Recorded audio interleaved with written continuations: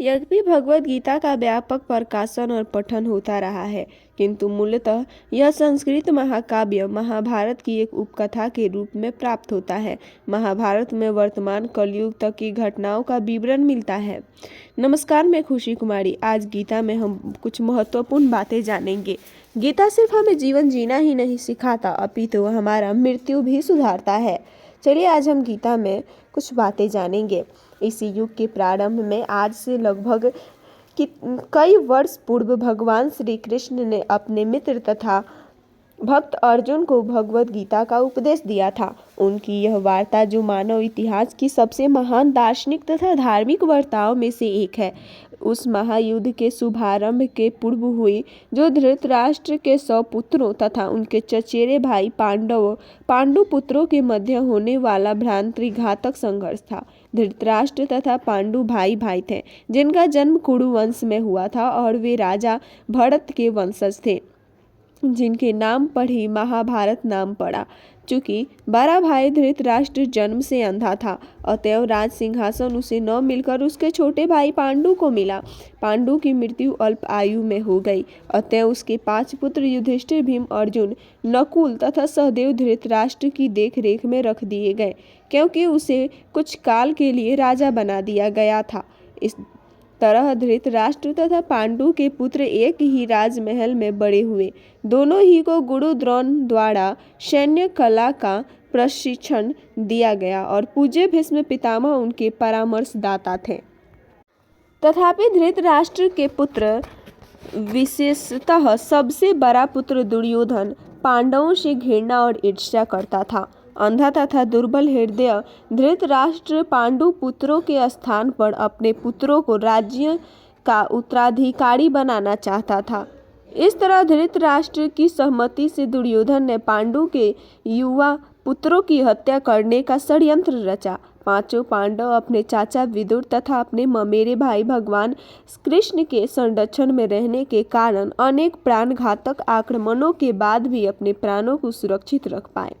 भगवान कृष्ण कोई सामान्य व्यक्ति नहीं, अपितु साक्षात परम ईश्वर हैं, जिन्होंने इस धराधाम में अवतार लिया था और अब एक समकालीन राजकुमार की भूमिका निभा रहे थे। वे पांडु की पत्नी कुंती या पृथा, पांडवों की माता के भतीजे थे। इस तरह संबंधी के रूप में तथा धर्म के शाश्वत पालक होने के कारण वे धर्मपरायण पांडु पुत्रों का पक्ष लेते रहे और उनकी रक्षा करते रहे। किंतु अंततः चतुर दुर्योधन ने पांडवों को ध्रुत कीड़ा के लिए ललकारा। उस निर्णायक स्पर्धा में दुर्योधन तथा उसके भाइयों ने पांडवों की सती पत्नी द्रौपदी पर अधिकार प्राप्त कर लिया और फिर उसे राजाओं तथा राजकुमारों की सभा के मध्य निर्वस्त्र करने का प्रयास किया। कृष्ण के दिव्य हस्तक्षेप से उसकी रक्षा हो सकी। उस धूर्त कीड़ा में छल के प्रयोग के कारण पांडवों की हार हुई तथा उन्हें अपने राज्य से वंचित होना पड़ा और 13 वर्ष तक वनवास के लिए जाना पड़ा। वनवास से लौटकर पांडवों ने धर्म सम्मत विधि से दुर्योधन से अपना राज्य मांगा, किंतु उसने देने से इनकार कर दिया। क्षत्रियों के शास्त्रोनुमोदित कर्तव्यों को पूर्ण करने के लिए 5 पांडवों ने अंत में अपना पूरा राज्य न मांगकर केवल 5 गांवों की मांग रखी, किंतु दुर्योधन सुई की नोक भर भी भूमि देने के लिए सहमत नहीं हुआ। अभी तक तो पांडव सहनशील बने रहे, लेकिन अब उनके लिए युद्ध करना अवश्यंभावी हो गया। विश्व भर के राजकुमारों में से कुछ धृतराष्ट्र के पुत्रों के पक्ष में थे तो कुछ पांडवों के पक्ष में। उस समय कृष्ण स्वयं पांडु पुत्रों के संदेशवाहक बनकर शांति का संदेश लेकर धृतराष्ट्र की राज्य सभा में गए। जब उनकी याचना अस्वीकृत हो गई तो युद्ध निश्चित था।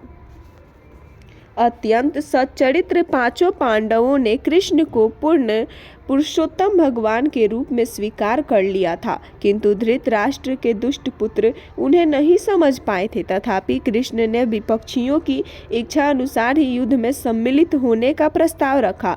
ईश्वर के रूप में वे युद्ध नहीं करना चाहते थे, किंतु जो भी उनकी सेना का उपयोग करना चाहे कर सकता था। प्रतिबंध यह था कि एक ओर कृष्ण को संपूर्ण सेना होगी तथा दूसरी ओर वे स्वयं एक परामर्शदाता तथा सहायक के रूप में उपस्थित रहेंगे।